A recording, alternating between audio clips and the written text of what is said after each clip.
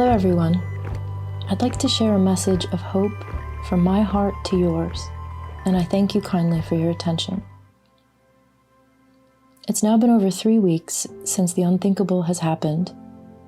In the wake of Hurricane Helene, our beautiful Blue Ridge Mountains of southern Appalachia in western North Carolina have been steeped in overwhelming sadness, devastation, and a complete state of shock and despair. For those of you who aren't here to witness this, I don't think you will see in the news just how bad it really is. But many beautiful people have lost absolutely everything. Many have perished, and many are still missing and unaccounted for. This historic storm unleashed torrential rainfall, with some areas receiving over 30 inches of rain, resulting in catastrophic flooding. The sheer volume of water was unreal. It started raining where I am on Wednesday, September 25th, before the storm even got here, and it just never stopped. Then, by late Thursday night and early Friday morning, when Helene finally arrived, we were already flooded. No one was at all prepared for what would happen next. Usually hurricanes lose strength after hitting land, but this immense monster was so intensely powerful that even after climbing 4 states north, it hit with a vengeance, and none of us were expecting what occurred. I myself figured, like most did, we'd have flooding and probably even tornadoes. But by Thursday night, when I saw that the French Broad River was cresting close to 25 feet above normal range, I just knew we were in trouble. And early Friday morning, we all woke to the absolute worst scenario possible. Entire towns were completely washed away, leaving behind unimaginable destruction. And when I say completely washed away, I mean just that. None of us have seen anything like it. The immense force of the water coming down the mountains literally carved rivers out of nothing and took with it anything and everything in its path. I'm talking entire homes lifted up off their foundation, flying downstream like high-speed boats. Giant trees uprooted and tossed around like pieces of crumbled paper. Buildings, barns, cars, trucks, buses, even semis and big machine equipment went flying. And unfortunately, so did many beautiful and unsuspecting people, children and animals. We have all cried many tears of incredible sadness and empathy as these horrors have unfolded before our eyes. People losing family members right in front of them, completely helpless to the unimaginable forces and strength of the water and the storm. Then, with the loss of electricity, coupled with absolutely no internet, no cell phone service, and no communications of any kind, and literally having no idea what was happening for several days straight. In a world where we are all so connected to constant information 24/7, it literally felt like we were thrown back into the Stone Age. No tech and no way to communicate with anyone. And also, most unfortunately, no way for anyone to call for help. They are calling it a once-in-a-thousand-year event. I think they are saying this because they just don't know how else to express the extreme severity of what has happened. In comparison, they have referred to Hurricane Katrina that hit New Orleans in 2005, a once-in-a-400-year event. The horrors of this incident are now marked in all of our memories and our broken hearts. The sights and the smells are that of nightmares. I'm showing this footage that I have gathered from multiple sources so that you can see some of what has happened. Because honestly, without the visual accounts, it's very hard to imagine the unimaginable. Especially the astronomical amount of water and damage that has occurred. So much is destroyed, and even over 3 weeks later, Many cities and towns look like war zones. I thought being at ground zero on 9/11 was bad, and that I would never see that kind of destruction again. Well, guess what? It looks exactly the same here. Like bombs have gone off everywhere. The only difference being that the explosions from 9/11 were contained in a relatively small area of Lower Manhattan. But here, the destruction is spread out over 20 counties, including so many cities and towns. Some of the military personnel that are here to help have said that this looks to them a lot like Baghdad or Afghanistan, but with a lot more trees. Those who are on the outside looking in have asked, why didn't people just evacuate? Well, a lot of folks never even got a warning or notice to evacuate. And the few of those who did only had about 15 minutes to do so. With the flooding already so very bad at this point, streets flooded, downed trees blocking roads, bridges washed out, where was anyone supposed to even go? It seems even with today's advanced weather forecasting technology that no one knew this was going to be so bad. Locals figured it would flood like it does from time to time. But with no one saying anything different, nobody knew just how bad it was going to be.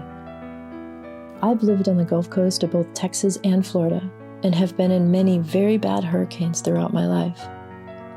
So I'm used to getting serious warnings days in advance to leave, and sometimes to even evacuate, even up to the day before the storm hitting.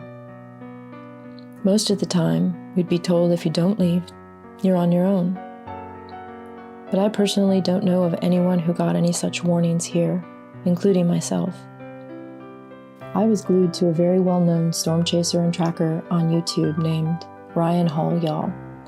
And interestingly enough, very late Thursday night, as Helene was making her way up through Florida and Georgia, someone asked in his live chat, "What about the Appalachian Mountains?"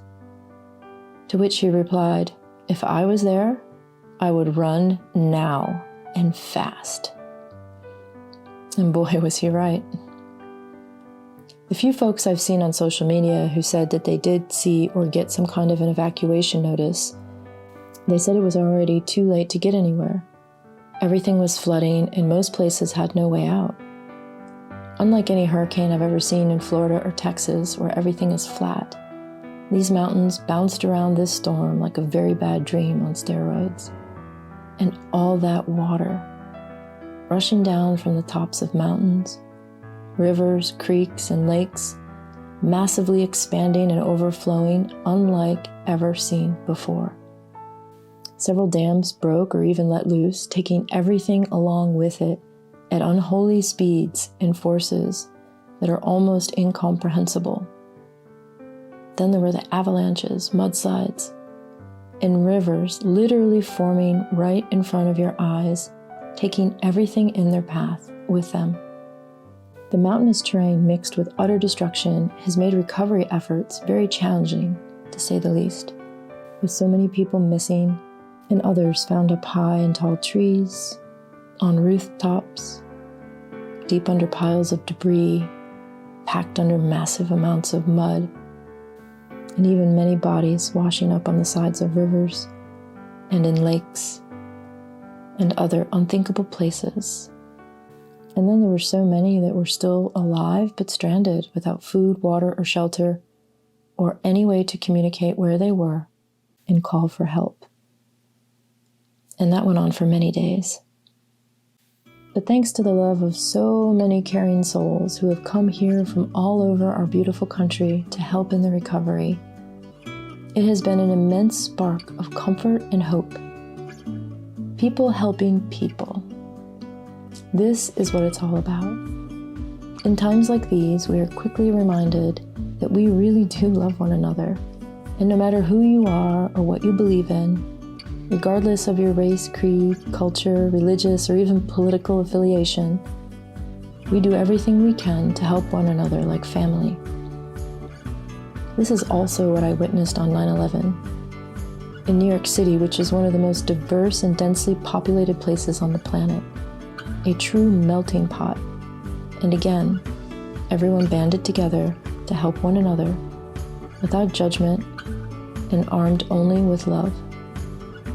And that was the glue that held us together and got us through those horrible times. And it's what's getting us all through this time now. Friends, neighbors, strangers alike, this is the true essence of what we really are. Please never forget that. I'm reminded of Emily Dickinson in one of her poems she wrote. Hope is the thing with feathers that perches in the soul and sings the tune without the words and never stops at all.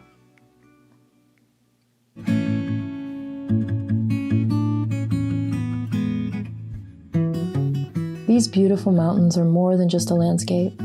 They are ancient and alive, with a quiet yet powerful presence, steeped in rich history, biodiversity, and mystery.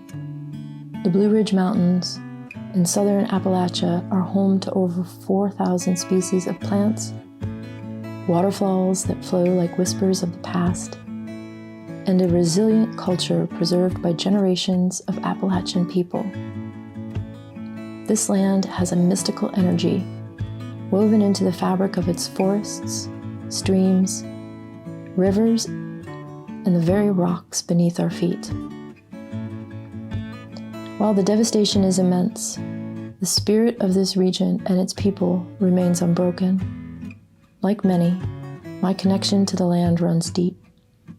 And just as these mountains have endured for millions of years, so too will our community of beautiful and strong people. Together we are committed to not only surviving, but thriving in the face of this tragedy. We will rebuild and hold each other along the way. Though the road to recovery will be long, with love, hope, and resilience, we, the people of Appalachia, will rebuild and find strength in the beauty and magic of our homeland. But I'd just like to say this. We do need your continued love and prayers. Prayers for those suffering great loss. Prayers of gratitude and support for all the wonderful people who are helping in every way that they can, day after day. Prayers of protection so that the land developers won't swarm in and grab up our cherished land and historic homes and buildings. None of us want that.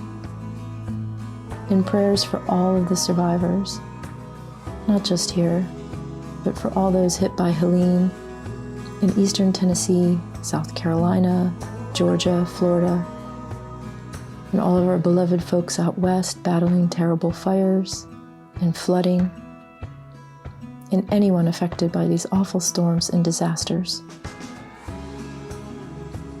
We also need prayers and help to clean up this destruction. As Helene's immediate impacts begin to recede, we have a serious public health threat rising in its place. Today, on October 22nd, as I am recording this, 20 days after Helene hit, over 100,000 people still lack potable water. The serious lack of clean water stretches far beyond the city of Asheville and nearby mountain communities of Swannanoa and Black Mountain. And even as federal and state officials have been sending water, the supplies are very limited and it's just not enough. Even as some service is restored, locals are being told to boil anything that doesn't come out of a bottle. Even as hundreds of thousands of people continue digging out from the devastation now, the risk of disease and toxic sickness is mounting. The shortage of potable water and the toxic stew of sewage and many other pollutants and toxic chemicals that the flood has left behind has prompted a race to avert a public health crisis here in western North Carolina. So as the cleanup continues, so much work needs to be done. We have a real environmental disaster here as well. The floodwaters were filled with sewage, gasoline, propane, oil, and many toxic chemicals. We've had no rain since the storm, and there is this layer of dried muck everywhere that not only serves as a terrible reminder of how high the waters were, but of all the toxins left behind and in the air as the cleanup takes place. Some people even had to wear hazmat suits to just clean out their homes and buildings, or even when shoveling layers of mud and toxic waste. With so many without clean water to drink, let alone use for cleaning, and not even water to flush toilets. So what can you do? Each of us has a very powerful superpower. Our ability to send intention through thought, prayer, and focused energy is a vibration that ripples out from our heart, sending the current of love and protection and healing, and it's one of the most powerful things we can do in human form. So please don't ever think it's not enough or that you're too far away. It's powerful beyond measure, and it's one of the greatest gifts of love and support we can give. The time of thinking that the unthinkable can't happen is over.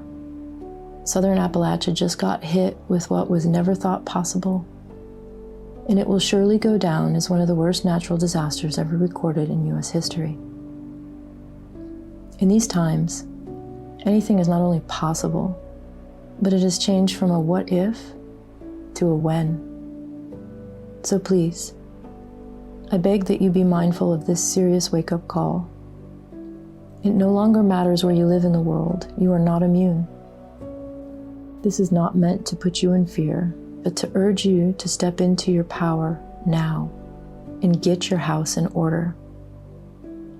These are times unlike any that we have ever known, with continued threats of hurricanes, tornadoes, wildfires, and with many earthquakes yet to come.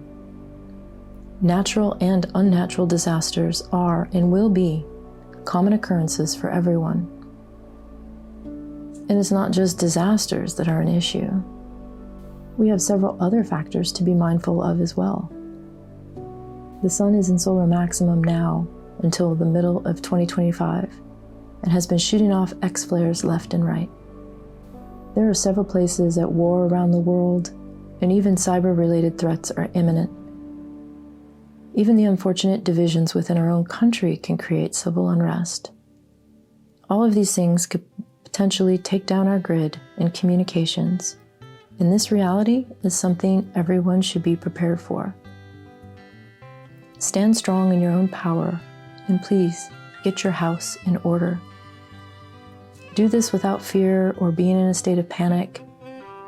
Just be smart and mindful that we live in a time where many things can bring down our grid, and we should all be prepared for that.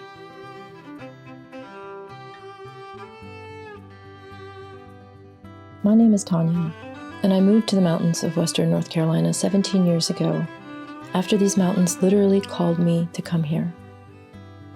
I've met many folks who have said the exact same thing.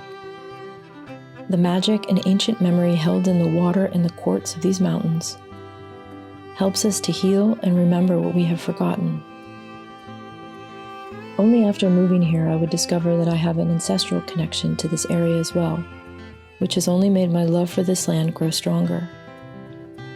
I've lived in Asheville, Hendersonville, Marshall, Alexander, Weaverville, Woodfin, Clyde, and ended up finding my perfect spot where I live now, in Transylvania County, about 30 minutes south of Asheville.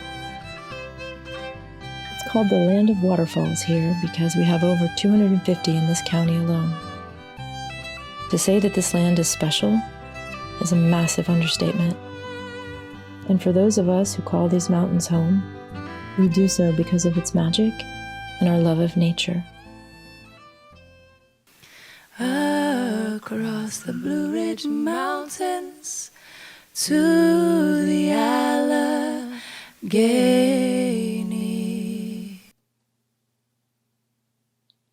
A few days after the storm, my beautiful brother suggested I sit down and write a poem, not just to help me express both my love of these mountains and my sadness, but to also share it with others.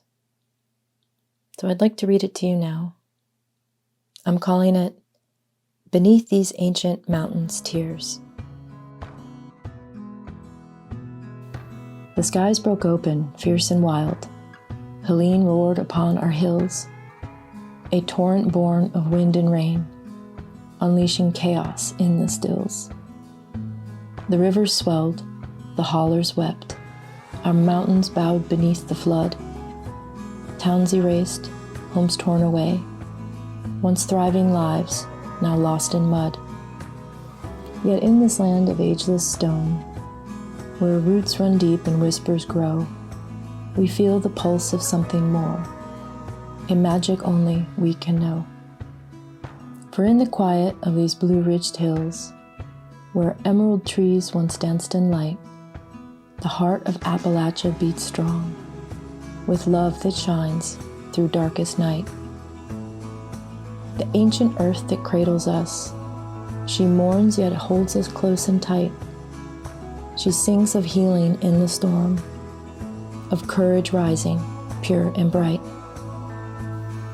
For though the storm has taken much, the soul of these hills still remains, and we, her people, stand as one, to weather through the fiercest pains. We'll rise again, we always do, like wildflowers after a springtime's rain. In every hand that reaches out, a promise that we'll heal again. So let us mourn what we have lost, but let us hold on strong and true. For in the love we share right now, together we'll find skies of blue. And in these mountains, old and wise, where every stone is bound with grace, we'll build anew, we'll thrive again, with hope that none can displace. Thank you for your time and for sharing in this expression with me, and for joining me in sending vibrations of healing energy and love to all that need it. Let us remember that at the end of every day, all we have is each other. May you be blessed with the knowledge of a sage and the wisdom of a child, always in love.